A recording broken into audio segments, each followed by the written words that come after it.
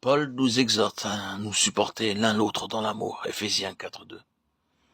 C'est-à-dire agir avec affection, tolérant à l'égard des uns et des autres. Personne ne peut se vanter d'être parfait. Nous avons tous nos propres fautes.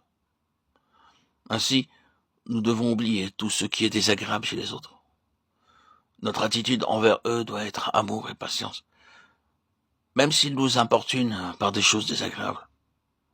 Aucun mari, aucune femme ne devrait dire cela.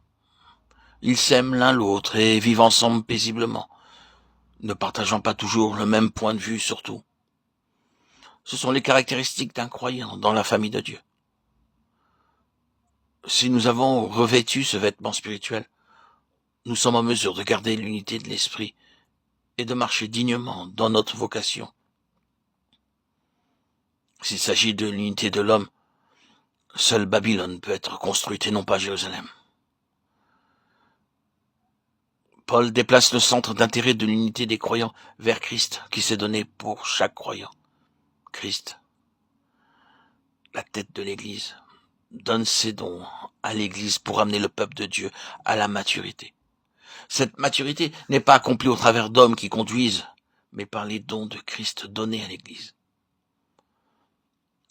La seconde erreur de la chrétienté de nos jours est l'homme qui pourvoit en conducteur pour la conduite du troupeau de Dieu.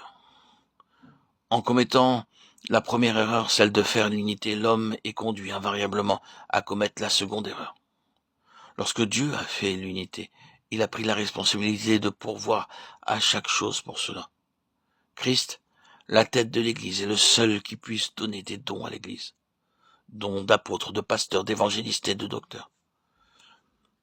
Pour bien expliquer cela, prenons l'exemple d'une personne qui veut devenir ingénieur. Il doit d'abord aller dans une école d'ingénieur, trouver une place et travailler dur pour obtenir un diplôme. Il devient ingénieur. Mais lorsqu'une personne veut être un prophète de Dieu, elle ne peut pas agir ainsi.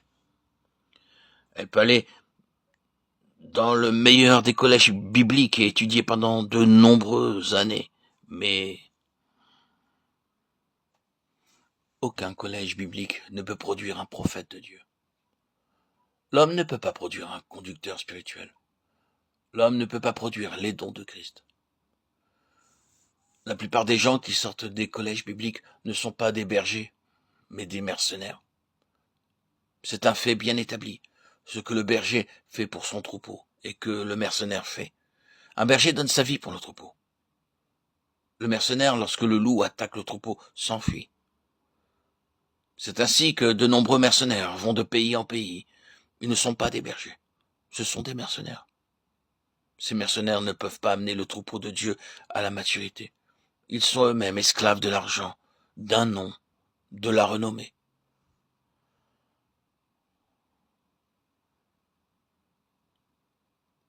La maturité est introduite lorsque l'Église de Dieu est à genoux et crie à Dieu pour qu'il donne à son Église les dons. Dieu accordera ce qui est de lui. C'est Christ seul qui peut donner les dons d'apôtres, de pasteurs, d'évangélistes et de prophètes.